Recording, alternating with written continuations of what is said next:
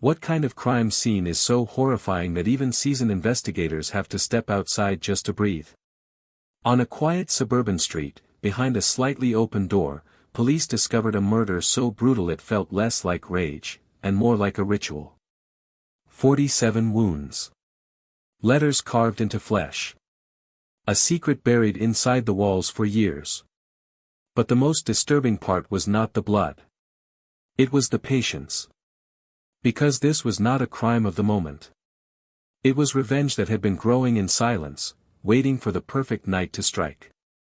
And when detectives finally uncovered the truth, they realized the killer was not just seeking justice.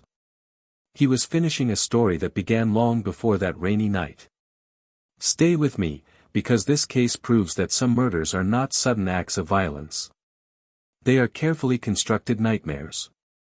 The murder so brutal even investigators were disturbed. True crime documentary.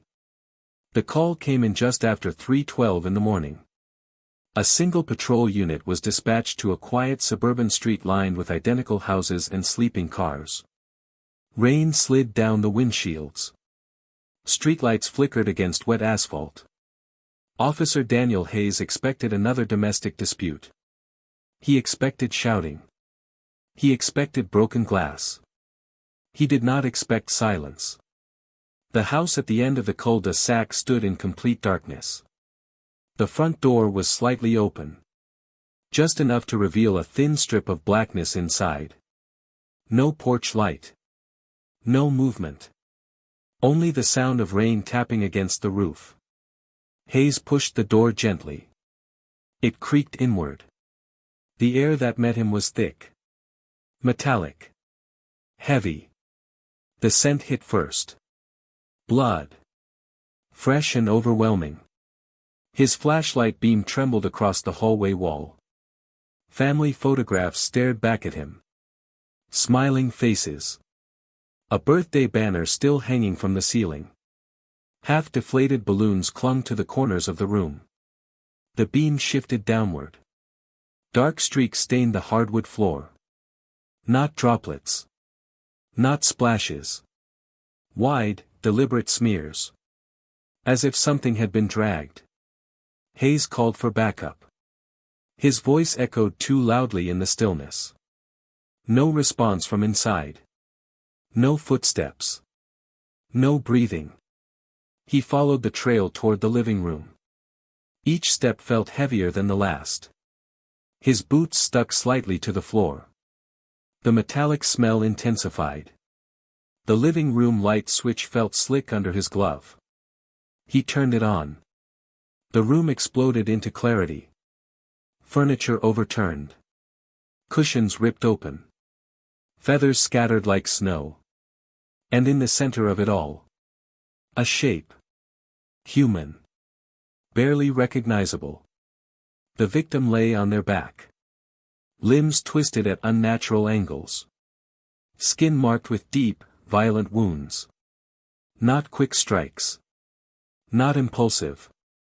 Each injury methodical. Deliberate. Cruel. Hayes felt his throat tighten. He had seen bodies before. Car accidents. Overdoses. Gunshots. This was different. This felt personal. The walls told a story. Long arcs of blood stretched from floor to ceiling. Patterns that suggested struggle. Desperation. The coffee table was shattered. A lamp lay bent in half. There were defensive wounds on the victim's hands. Deep cuts across the palms. Fingernails torn and broken. Evidence of a fight that lasted longer than anyone would expect. Backup arrived within minutes. Red and blue lights washed over the house. Detective Laura Mitchell stepped inside. 20 years on the job. Unshakable. Calm under pressure. She stopped 2 steps into the living room. Her eyes narrowed. Her jaw tightened. For a brief second, she looked away. The room felt colder than the rain outside. Forensics began their work. Cameras flashed. Markers were placed. Measurements taken. But whispers filled the air. Even the seasoned technician spoke in hushed tones. One investigator stepped outside to breathe. Another removed his gloves and stood still for several seconds. The brutality was excessive. Overkill. The autopsy later revealed more than 40 distinct wounds. Some shallow. Some deep enough to reach bone. There were signs of restraint. Marks around the wrists. Bruising around the ankles. The medical examiner described it as prolonged. Sustained violence. The neighbors reported hearing nothing. No screams. No crashes. No alarms. Security cameras from nearby houses showed no strangers entering or leaving. Only one vehicle in the driveway all night. The victim's own car. Inside the kitchen, investigators found something else. A single chair placed in the center of the room. Facing the living room doorway. On the chair. A knife. Clean. Carefully washed. Set down with precision. Not discarded. Not hidden. Displayed. Mitchell studied the blade under the fluorescent lights. There were faint traces of blood near the handle. Missed in the cleaning. Intentional. Almost symbolic. Then a detail emerged that shifted the entire case. No forced entry. No broken locks. No shattered windows. The killer had been invited in. Or had never left. Fingerprints covered every surface in the house. But none belonged to an unknown suspect. Only the victim. And one other person. A name that made the room grow quiet. The spouse. Reported out of town on business. Flight records confirmed departure. Hotel cameras confirmed check-in. Time stamped. Verified. Yet cell phone data revealed something unsettling. The spouse's phone had powered off for 3 hours that night. Right during the estimated time of death. 3 missing hours. When questioned, the spouse remained composed. Eyes steady. Voice controlled. No visible grief. No visible shock. Just calm explanations. Too calm. Mitchell felt it in her instincts. A subtle chill beneath the surface. Forensic analysis of the crime scene uncovered microscopic fibers under the victim's fingernails. Dark wool. Expensive material. Matching a coat the spouse was seen wearing at the airport earlier that evening. Security footage from a gas station 30 miles from town showed a vehicle identical to the spouse's rental car. Captured at 2:03 in the morning. Headed back toward the city. The timestamp aligned with the missing hours. Investigators reconstructed the timeline. A late-night drive. A key used to enter the home. An argument escalating beyond control. Restraint. Violence. Rage unleashed in waves. Then methodical cleanup. A staged return to the airport. A carefully crafted alibi. But something still felt wrong. The brutality exceeded motive. It exceeded logic. When Mitchell reviewed the autopsy photographs again, she noticed a pattern in the wounds. Clusters forming shapes. Intentional placements. Not random. The marks formed letters. Carved into skin with precision. 3 letters. Barely visible beneath swelling and blood. A message. Not of anger. But of revelation. The letters spelled a name. Not the spouse's name. Another name entirely. One connected to a secret the victim had buried for years. A secret that surfaced during the final moments of life. And as Mitchell traced the letters with a gloved finger, she realized the murder was not the beginning of the story. It was the final chapter of something far darker.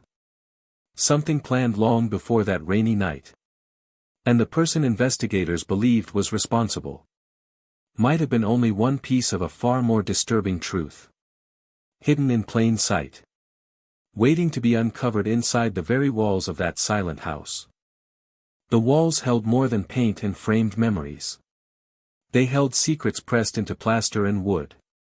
Mitchell ordered the crime scene unit to examine every surface again. Closer. Slower. Under stronger light. A forensic technician ran a luminol sweep across the hallway. The chemical mist glowed faintly near the baseboards. Not from the night of the murder. From something older. Diluted. Partially cleaned. A patch of drywall near the staircase reacted intensely. Too intensely. It was cut open. Inside the cavity behind the wall, investigators found layers of plastic sheeting. Carefully folded. Stained. Preserved in darkness. Mitchell felt a tightness in her chest. This house had witnessed violence before. And someone had hidden it with patience. Dental records later confirmed the unthinkable. Years earlier, a missing person report had been filed in another state. A man connected to the name carved into the victim's skin. He had vanished without explanation. No body recovered. No charges filed. Until now. The plastic held traces of his blood. The same rare type as the letters etched into the victim. The spouse was brought in again for questioning. This time, the calm exterior cracked. Sweat formed along the hairline. Breathing shifted from steady to shallow. Mitchell laid the photographs on the metal table. The wall cavity. The preserved plastic. The carved letters. The gas station footage. The missing hours. Silence filled the room. Heavy. Pressing. The spouse stared at the images for a long moment. Then whispered something unexpected. It was not me. Mitchell studied every flicker in the eyes. There was fear. But not the fear of exposure. The fear of something else. The spouse explained that the missing man had been more than a stranger. He had been involved with the victim years ago. An affair that ended abruptly. A confrontation that turned violent. The victim had confessed to striking him in self-defense. Claimed he left afterward. Claimed he never returned. But guilt had lingered in the house. In conversations cut short. In sleepless nights. Mitchell felt the pieces shifting. If the victim had killed before. Then someone else had discovered it. Someone who waited. Phone records revealed a series of encrypted messages sent to the victim in the weeks before the murder. Unknown number. Short phrases. You remember me. I remember everything. Soon. The final message arrived 3 hours before the estimated time of death. I am outside. Security footage from a neighbor's doorbell camera had captured something overlooked. A figure standing across the street at 2:09 in the morning. Still. Watching the house. Face hidden beneath a hood. Height and build did not match the spouse. The figure remained there for 11 minutes. Then disappeared into darkness. No vehicle recorded leaving. No footsteps heard. Investigators expanded the search radius. In a wooded area behind the property, they found disturbed soil. Fresh. Recently turned. Beneath it lay skeletal remains. Buried years earlier. The missing man. Hidden less than 100 yards from the house. Close enough for guilt to breathe through the windows every night. The brutality of the recent murder now carried a different weight. It was not random rage. It was ritual. The letters carved into the victim were not a confession. They were a signature. DNA from the buried remains revealed something that sent a chill through the entire department. The missing man had a brother. Identical twin. Unregistered in early reports. Estranged. Living under a different surname. Records showed he moved to the same town 6 months earlier. Purchased a house 3 streets away. Employed as a contractor. Familiar with drywall. Familiar with concealment. When officers approached his residence, the front door stood open. Inside, the smell was the same. Metallic. Thick. Photographs lined the walls. Not of family. Of the victim. Dozens of images taken from a distance. Through windows. From parked cars. Dates scribbled beneath each one. Tracking movements. Tracking routines. On a table in the center of the room sat a journal. Open. The final entry written hours before the murder. He will feel what my brother felt. Every second. Every breath. Every drop. Footsteps echoed from the basement. Slow. Measured. Officers drew their weapons as they descended. The air grew colder. Damp. Oppressive. At the bottom of the stairs stood the twin. Hands raised. Face expressionless. His clothes were clean. His demeanor calm. But his eyes carried something hollow. He confessed without hesitation. He had watched for months. Waited for the right night. Learned the spouse's travel schedule. Sent the messages. Turned off the spouse's phone by briefly stealing it during a social gathering days earlier. Planted fibers. Crafted suspicion. He wanted the investigation to wound more than one person. He wanted fear to spread. The murder had been planned down to the placement of each wound. Each letter. Each drop of blood. He described the violence in steady detail. Unflinching. Precise. As if recounting a construction project. Even seasoned detectives felt their composure strain under the weight of his words. Mitchell stood in silence as he finished. There was no triumph in the arrest. Only a heavy understanding. The house at the end of the cul-de-sac would never feel ordinary again. Rain continued to fall outside as the twin was led away. Neighbors watched from behind curtains. Unaware of how close darkness had lived beside them. The brutality had disturbed investigators not only because of its violence, but because of its patience. Its calculation. Its cold devotion to revenge. And long after the crime scene tape was removed. Long after the headlines faded. Detective Mitchell would still remember the metallic scent in the air. The deliberate letters carved into skin. And the chilling realization that some murders are not born from sudden anger. They are cultivated. Fed slowly over years. Waiting for the moment. When vengeance finally demands to be seen. The trial began under relentless media glare. Courtroom benches filled before sunrise. Reporters whispered into microphones. Sketch artists moved their pencils with shaking hands. The twin sat at the defense table. Still. Composed. As if he were attending a routine meeting. Detective Mitchell took the stand on the fourth day. She described the house. The smell. The letters carved into flesh. Her voice remained steady. But the jurors shifted in their seats. Some avoided the photographs. Others stared too long. The prosecution laid out the timeline with surgical precision. Months of surveillance. Encrypted threats. Manipulated alibis.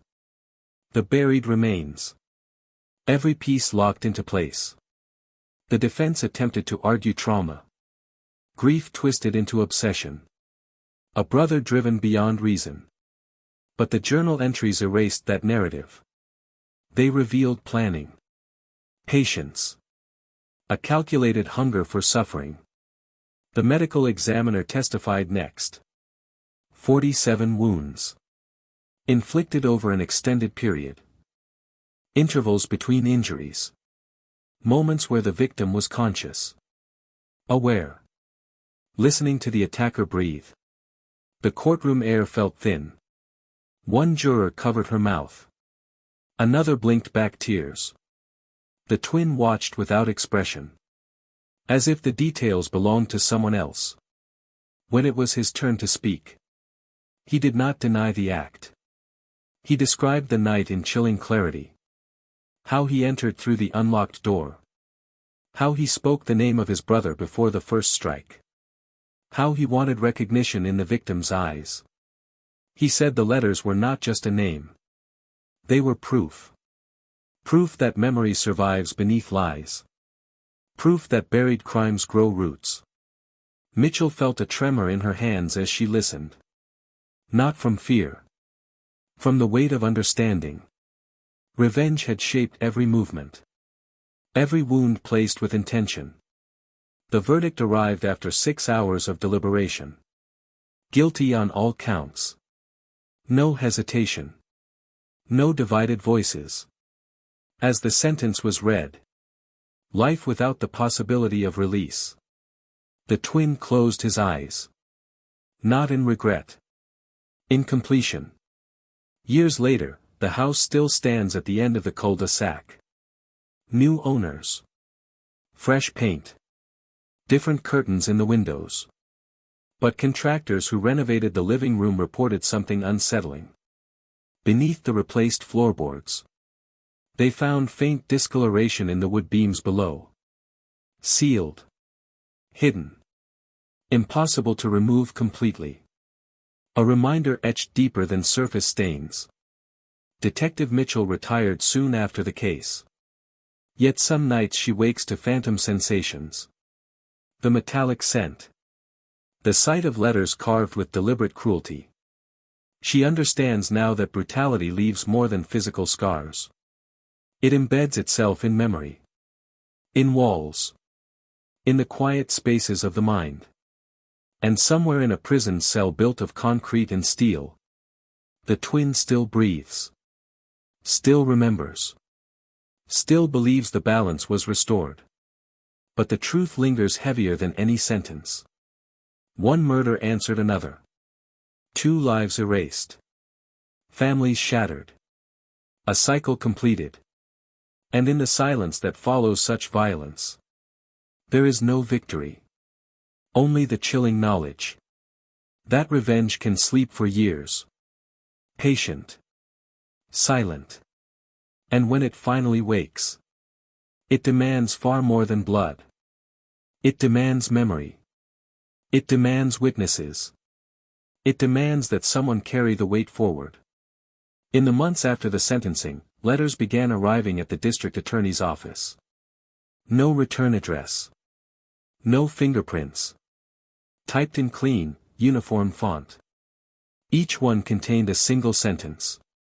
Balance is never permanent. At first, they were dismissed as copycats. True crime followers hungry for attention. But Detective Mitchell recognized the phrasing. It mirrored a line from the twins' journal. One not released to the public. Only a handful of people had read it.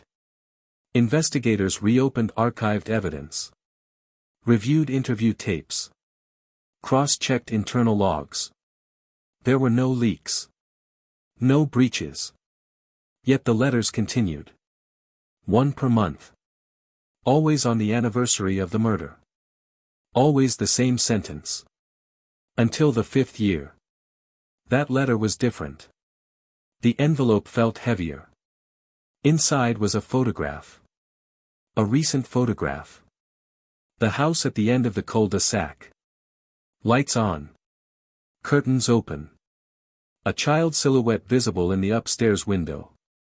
On the back of the photograph, 3 words were printed. Cycles repeat themselves. Mitchell had been retired for 3 years. But when she received a copy of the letter, the old chill returned to her spine. She drove past the house that evening. Parked across the street. Watched. It looked peaceful. Ordinary. A swing set in the yard. A dog sleeping near the porch. Nothing sinister in plain sight. Yet her instincts whispered otherwise. Forensic linguists analyzed the letters. The syntax matched the twins' writing patterns with high probability. But he had been under constant supervision in prison. No access to typewriters. No unsupervised mail privileges. Unless someone was acting on his behalf. Investigators reviewed his visitor logs. One name appeared repeatedly. A woman listed as a distant cousin. No criminal record. No public connection to the case. Her visits began 6 months before the first letter arrived. Surveillance placed her vehicle near the cul-de-sac twice in the past year. When questioned, she denied any involvement. Calm. Polite. Cooperative. Her home was searched with a warrant. Inside a locked desk drawer, officers found a folder. Clippings from news articles about the murder. Printed transcripts from the trial. And a draft of the sentence found in the letters. Balance is never permanent. Cycles repeat themselves. Under interrogation, her composure fractured. She admitted she believed the twin had been justified. That justice had been incomplete. That the world required correction. But she denied planning harm. Denied targeting anyone. Then she said something that froze the room. "You think he was the only brother?" Silence fell like a physical force. Records had confirmed identical twins. 2 brothers. But extended family trees revealed another sibling. Adopted at birth. Separated from the others. No contact for decades. Untraceable after early adulthood. Mitchell felt the old weight settle onto her shoulders once more. Revenge had not ended with one arrest. It had not ended with one sentence. It had roots that stretched further back than anyone realized. And as investigators began searching for the third brother, another envelope arrived. This one delivered directly to the new owners of the house. No postage. Left on the doorstep. Inside was a simple drawing. 3 parallel lines carved into a sketch of a wooden floor. Beneath it, one final sentence. The Foundation still remembers. The final search lasted 6 months. Bank records. Adoption files. Faded hospital documents pulled from storage. A name surfaced at last. Daniel Mercer. Changed at 18. Moved across state lines. No criminal record. No visible ties to his brothers. Yet financial transfers revealed something quiet and deliberate. Small deposits made into the twins' prison commissary account. Every month. For years. Untraceable at first glance. Carefully layered through shell accounts. Investigators found him in a rural town 3 hours away. A modest house. Neatly trimmed lawn. Wind chimes hanging from the porch.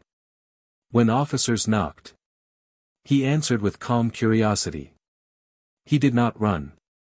He did not resist. Inside his living room hung 3 framed photographs. One of each brother. The third frame held an empty mat. As if waiting.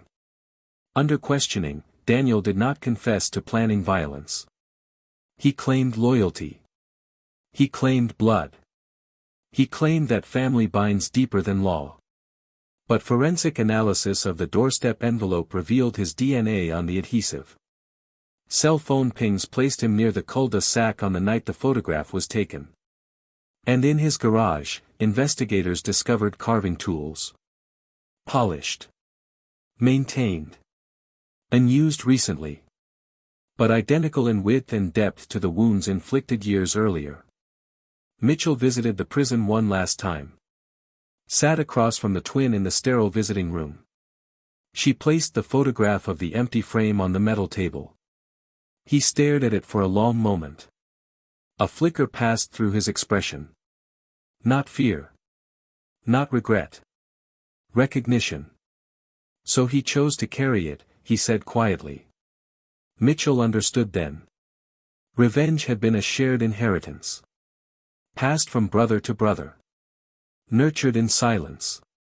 Fed by stories told in whispers. But inheritance can be broken. Daniel Mercer was charged with conspiracy and intimidation. The letters stopped. The envelope ceased. The cul-de-sac returned to stillness. Years passed without incident. The new family in the house moved away. The property remained empty for a long time. Too many memories embedded in its beams. Eventually, the structure was demolished. Reduced to splintered wood and dust. The foundation ripped from the earth. New soil poured over old secrets. A park now stands there. Children run across open grass where blood once stained hardwood floors. Wind moves freely where walls once trapped the scent of violence. Detective Mitchell visits only once. She stands near the center of the field. Closes her eyes. Listens to laughter replacing silence. The brutality that disturbed investigators was never only about wounds. It was about patience twisted into purpose. About grief sharpened into ritual. But cycles end when someone refuses to continue them. The law held. The truth surfaced. The inheritance of vengeance was severed. And in the quiet space where a house once stood, there is no metallic scent. No carved letters. Only open sky. And the steady reminder that even the darkest stories can reach an ending.